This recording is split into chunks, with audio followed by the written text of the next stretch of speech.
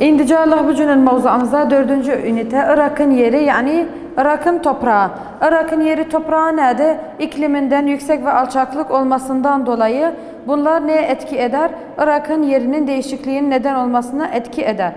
Ayrıca doğal bitkisinin az olması topraktaki organ maddesinin az olmasına neden olur. Örneğin toprakta bulunan hangi maddeler? Kalsiyum, kükürt, fosfat, potasyum, nitrojen, magnezyum ve demir, klor gibi. Bu Irak'ın yeri toprağı. İndiceler 5. üniteye Irak'ın doğal bitkisi. Irak'ın doğal bitkisinin önemi nedir? Birçok doğal etken bulunur, birçok doğal etkiler bulunur. Onlardan bitki, orman ve dağlıklar,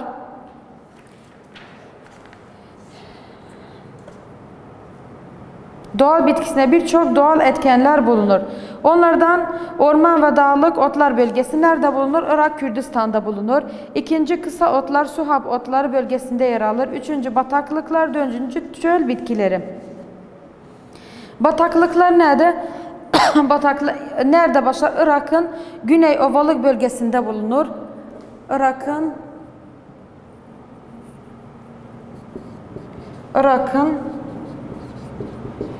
Güney Ovalık bölgesinde bulunur.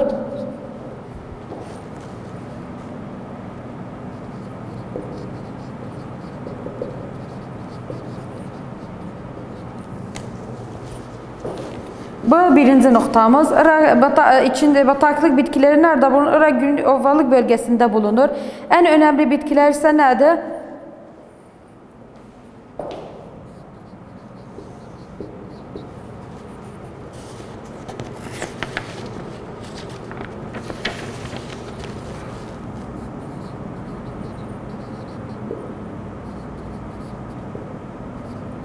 En önemlileri ise nerede? Kamış, berdi ve süs. Bunların ekonomiye etkisi vardır. Bunların ekonomiye ne etkisi vardır? Milli gelir olarak sayılır. Ekonomide milli gelir olarak sayılır. Çöl bitkileri nelerdir? Çöl bitkileri Irak alanlarının %70'ini kapsar. Neden %70'ini kapsar? Irak'ta bulunan yeryüzünün yerinin çoğu neden oluşur? Topraktan, kuraklıktan oluşur. O nedenlerden dolayı %70'ini kapsar. Bu bitki, burada yetişen bitkiler, çölde yetişen bitkilerin 80 gün susuzluğa dayanıklılığı vardır ve yüksek derecelere kadar dayanıklılığı vardır. Bunlara da örnek olarak neresidir? Diken arpa bitkileridir. Buna örnek, çöl bitkilerine örnek, diken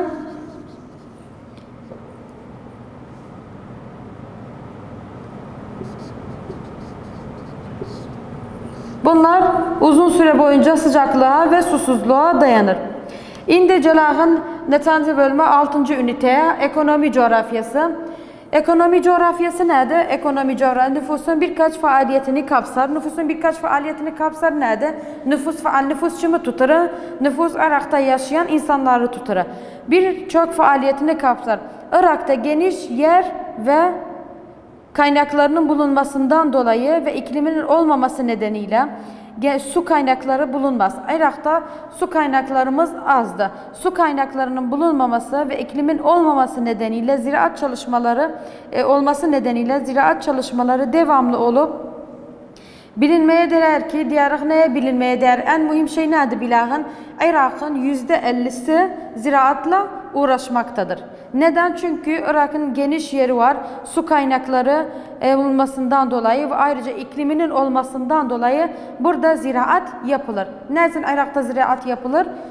Çünkü Irak'ta geniş yer, su kaynakları ve ikliminin olması nedeniyle ziraat çalışmalarını devamlı kılar. %50 de insanları ziraatla uğraşır.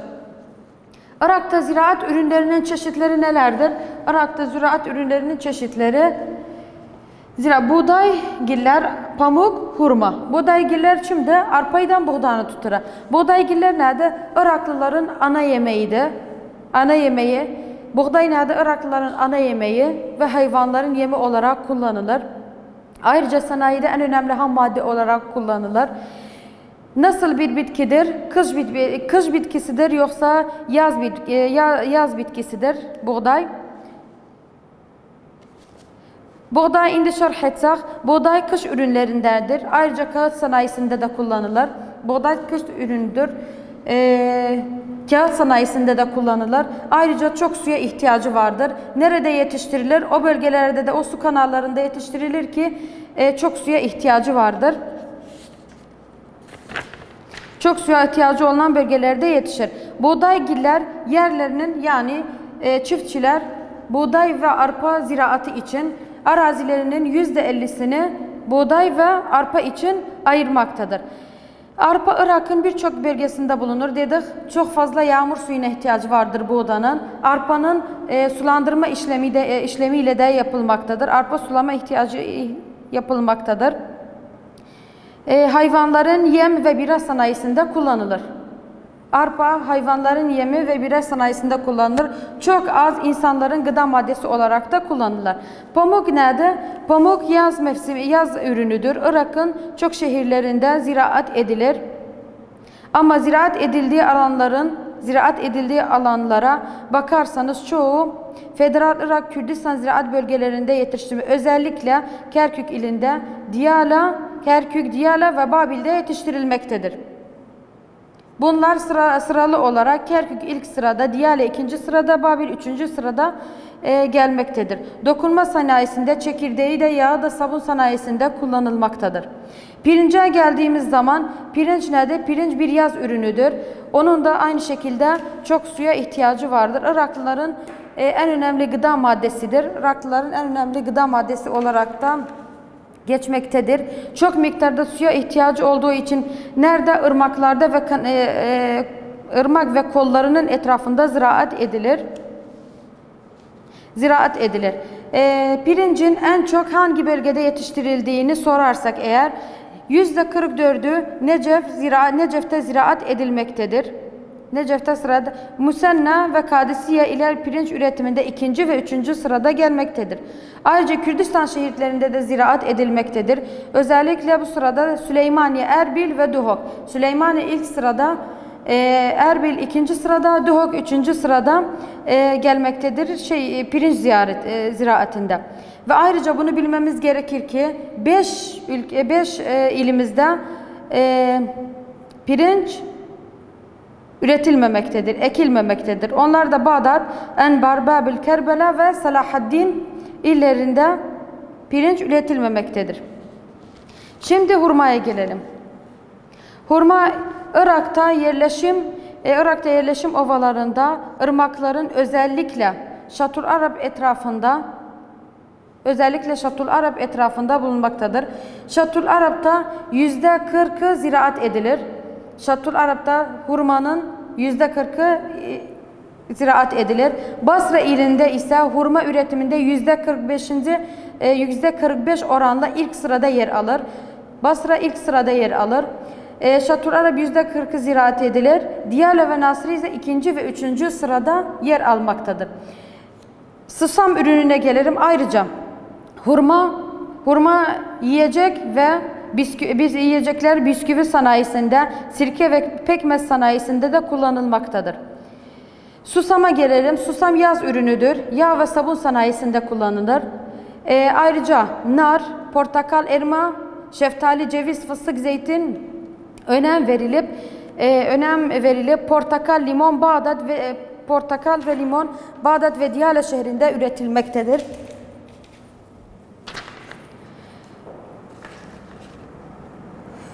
Bağdat ve Diyala şehrinde üretilmektedir. Portakal ve limonun ekilmesi nedendir? Dallarının ve ağaç yüksekliğinin yüksek olması için, daldalık yapması için üretilmektedir. Ayrıca üzüm ağacı Süleymaniye, Erbil, Duhok'ta da az bulunur. Yani Süleymaniye üzüm üretiminde ilk sırada gelir. Erbil 2. sırada gelir. Duhok'ta 3. sırada gelir.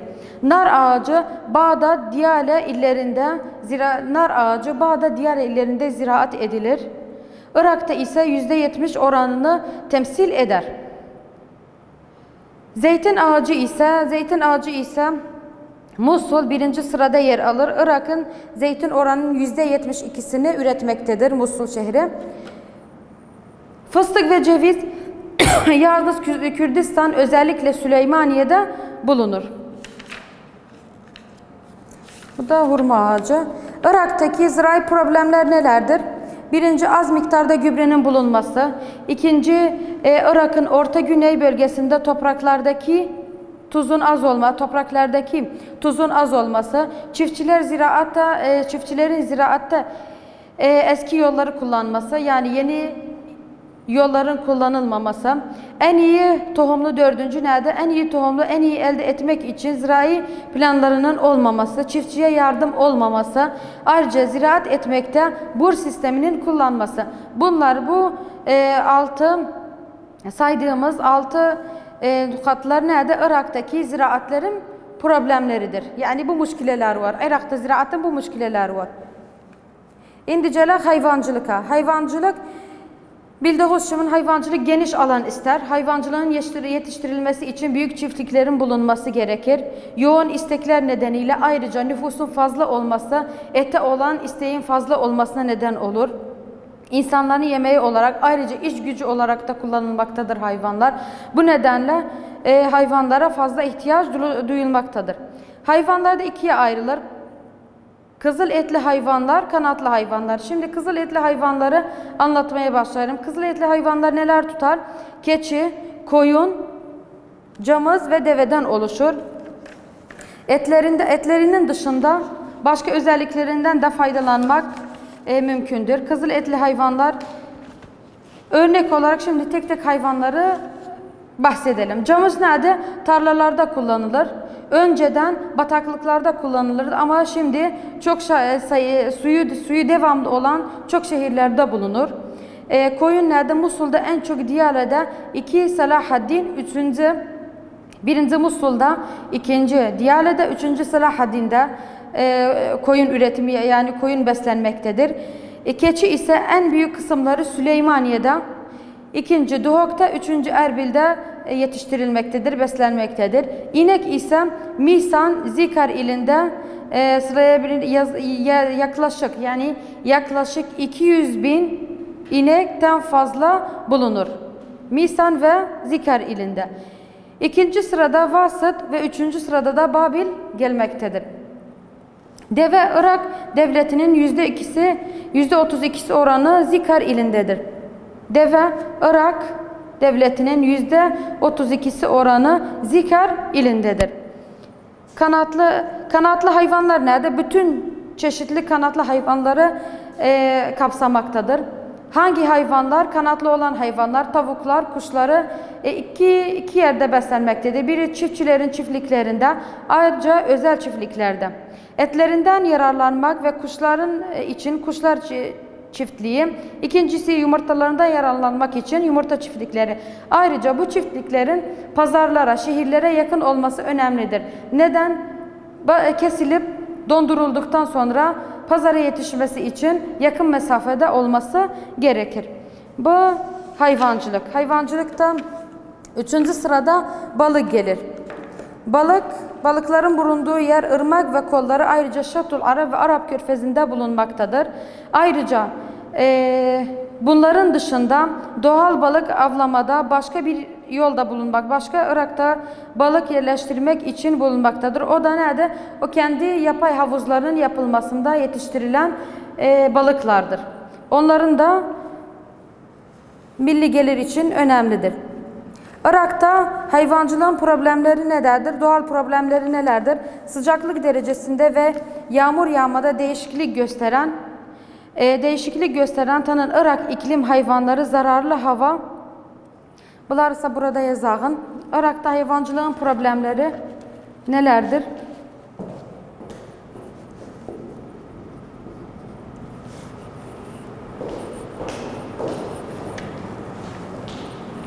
Irak'ta hayvancılık problemleri.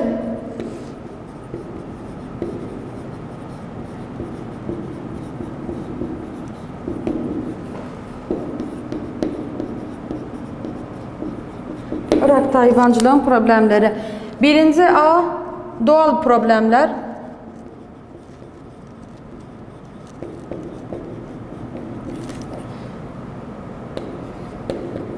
B. İnsani problemler.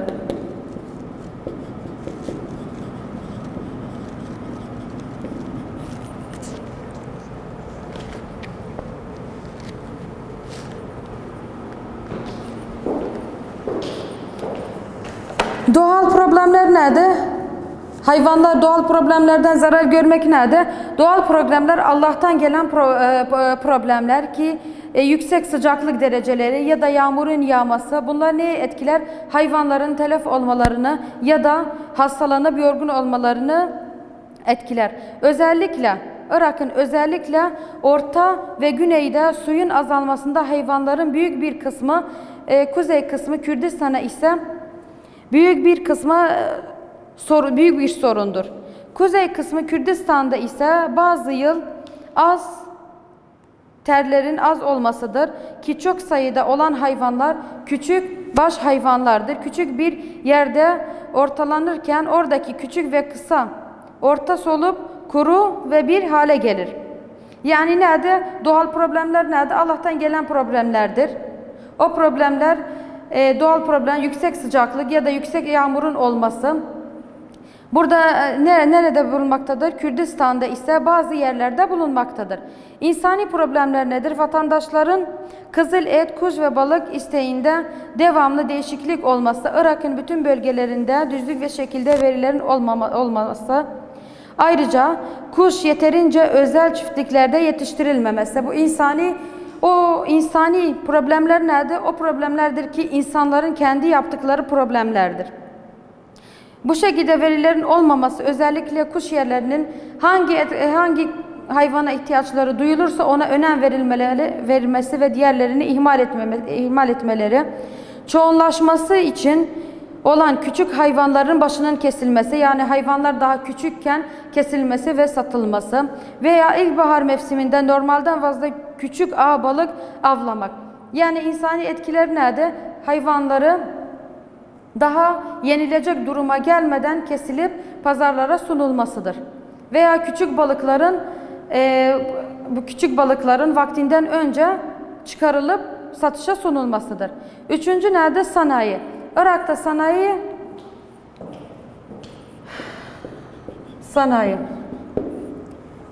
Irak'ta sanayi 1985 yılından önce ilerlemekteydi ve 1954 ve 1985 yılları arasında kendisine en büyük derecede ilerleme ve gelişme bulundu. Yani Irak'ta sanayi 1985'te başladı. 1954 ve 1985 yılları arasında kendisine en büyük derecede üstçe çıkarttı. Aynı zamanda sanayi Irak'ta bulunan iç işleri %5'i, bunu yanınızda teşhir edin, %5'i bu sanayilerde çalışmakta olup, yani Irak'ta işçilerin %5'i sanayide çalışmakta, %99'u da sanayilerde çok basit olarak ürettiği ürünleri evde bile yapabilirdi. Bu çeşit sanayilerde de yaklaşık bir işçi ya da 25 işçi çalışmaktaydı. Küçük oldukları nedeniyle ürünü az olup geliri de az olurdu ve işçisi de az bulunmaktaydı. Çoğu yiyecek ve dikmenlik çeşitlerinde ise sanayiye destek olmak maksadıyla birçok krallık yasa çıkarırdı bunlardan. Krallık yasa çıkarmak nedir? Borçla para vermek,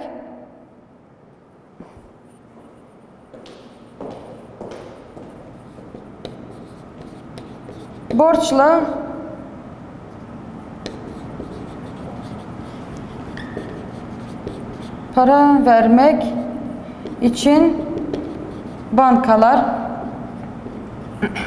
Borçla para vermek için bankalar nedir? Bankalar artsılar, hatta insanlara borç para verirler. Vergilerden affetmek veya oranını azaltmak. İkinci nedir? Vergilerden affetmek veya oranını azaltmak. Sanayilerde bir iki noktanı şerh ettik. Yerel sanayi 4 kısma ayrılır. O kısımlar nedir? Zirai ve hayvan ürünlerine dayanan sanayiler. İkinci, yerel ziraat sanayi ürünleri. Üçüncü, ziraat ürünleri olmayan iç ham madde ürünleri. Dördüncü, dış ham maddelere dayanan sanayi. Birinci nerede? Ziraat hayvan ürünlerine dayanan sanayiler, örneğin hurmayı kutulamak, buğdayı ve arpayı biçmek, ekmek makinesine, ekmek markalarına, susam, yağ, bira gibi pamuğa dayanan sanayi işleri. İkinci, yerel ziraat ürünlerine dayanan sanayi, örneğin pamuk, susam ve çeşitleri. Üçüncü, ziraat ürünleri olmayan dış ham maddelere dayanan sanayi, örneğin çimento, kireç ve benzerleri gibi. Dördüncü, dış ham maddelere dayanan sanayiler, mutfak ve yapılması elle yapılan malzemelerle, örneğin demir, alüminyum ve diğerleri gibi. Irak'ın en önemli sanayileri hangisidir? Irak'ın en önemli sanayisi petrol sanayileridir. Çıkarıldıktan sonra onarılmasına gider. Irak'ın Kerkük, Bağdat, Basra bulunup petrokimya sanayisi ve karayollarını döşemek için asfalt sanayilerinde bulunmaktadır. En önemli sanayileri nerede? Petrol. Çıkarılması, sonra onarılması gerekir. Irak'ın en önemli bölgeleri hangisidir? Petrol için Kerkük, Bağdat ve Basra'da çıkarılmaktadır. Bunların ne için kullanılır? Asfalt sanayilerinde taşımacılık, çimento ve sanayi ise Süleymaniye kullanılmaktadır. Bunlardan nerelerde?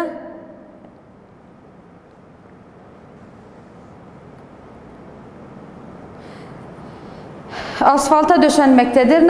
Nerelere taşınır? Çimentoya taşınması. Çimento sanayisi ise Süleymaniye, Musul, Semave ve Hin, Bağdat'ta bulunmaktadır. Çimento sanayisi nerede bulunmaktadır?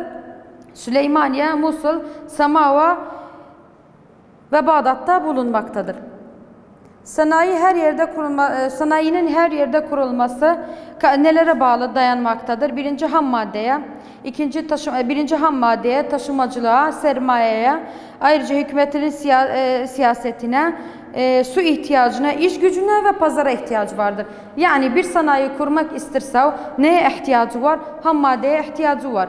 Sanayiye ihtiyacı var. Ülkenin siyasetine ihtiyacı var. Suya ihtiyacı var. İş gücüne ihtiyacı var.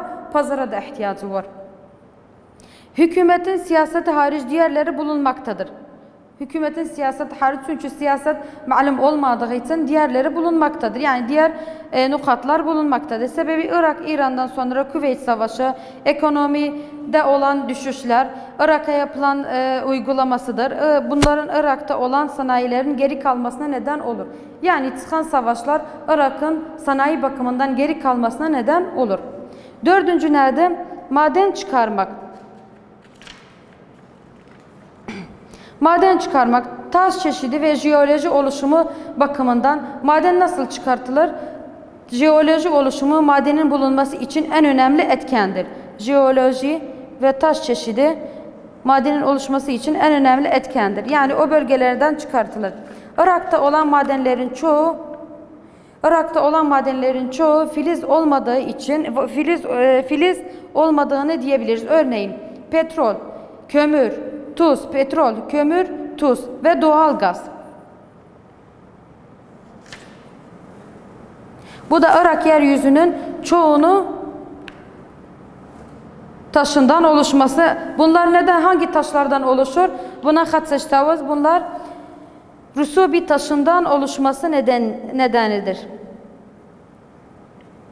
Irak yeryüzünün çoğu nedir? Rusub taşındandır. Ayrıca Irak'ın yüksek sıra dağları bazı bölgelerde bulunan petrollerin ya da ham maddelerin çıkarılmasında etkisi vardır. Örnek verip de o madenler nelerdir? Altın, kükürt ve demir. Altın, kükürt ve demir. Nedir altın, kükürt ve demir? Yabancı şirketler tarafından Irak'ın en büyük oranlı altın, kükürt ve demir. Şimdi kimler tarafından çıkarılıyor? Irak'ta yaşayan yabancılar tarafından çıkartılmaktadır ve onlara pay verilmektedir. Yani milli gelirimize çok etkisi oluyor ama daha fazla etkilenemiyor.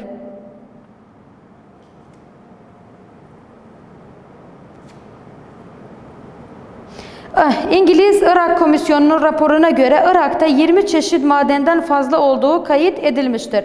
Bunu da yazsanız malumat olsa daha iyi olur. Şimdi Celag'ın 5. taşımacılık yolları Celenderis'te inşallah şerh ederiz.